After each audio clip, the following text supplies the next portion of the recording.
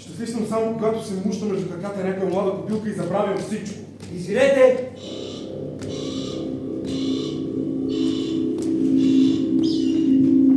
Той път какъв? Познаваш ли? Това е оня, който си беше редно за своето маце на Данси. Ебал се. Не се е бал, сигурен съм. Извинете, виждате ли сте Люси? Кого? Люси, Не познавам такава птичка.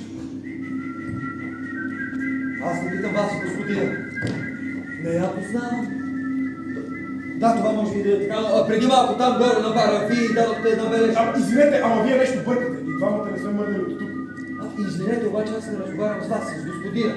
А наистина трябва да знам къде е. Извинете, ето тук, ако искате, елате и пребъркайте.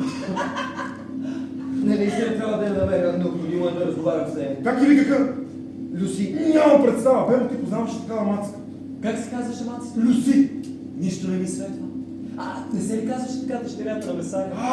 Да бе! Не е дъщерята на Месария. Тя се казваше Мари. Да, тя се казваше Мари. Да бе, вярно. Дъщерята на Месария се казва Мари. Както виждаш, мой човек наоколо няма мацка с такова име, обаче. Ако търсиш нещо по-специално, ние можем да ти предложим, нали? Ей, Рос! Тук има един мераклия. Хубавец! Бизнесмен с риска. Не си изпускай шанса, Рос. Къщата с басейните е в кърпа вързана. Виж какво аз търся, Люси. Да, бе! Ти на нея може да й викаш Люси, Пуфи, Муци, както искаш. Натовари е готова да отиде на край света. Не яде много, пие само вода и лесно и бързо поляга. Нали ме разбираш на къде пие?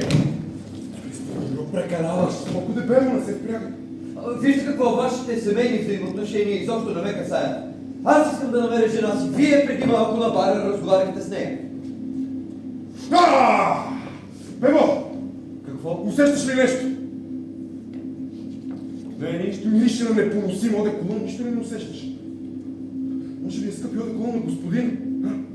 Или крема му? Лича съм към сапуни с аромат на бадеми и разни одеколони. Ужасна миризма! Господине, веднага престанете да се правите на парачо.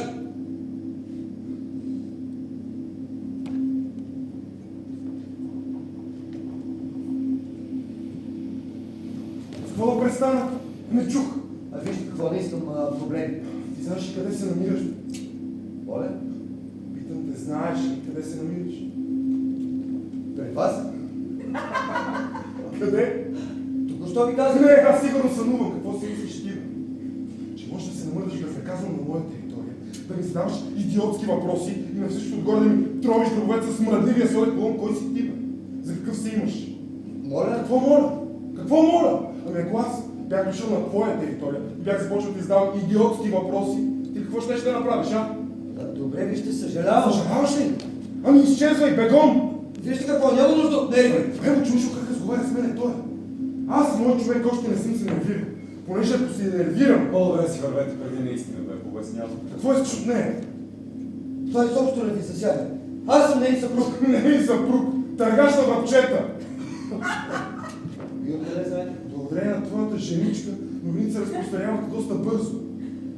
Тя престанете веднага с тези игрички, Твоята женичка, човече, изчезна. Изпари се, разбираш ли ме? И най-добре да забравиш за нея. Моля? Казах да забравиш за нея, не загряваш ли?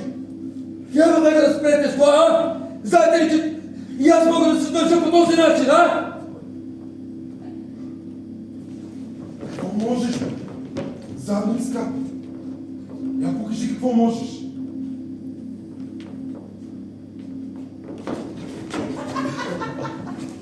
Какво можеш? Ру.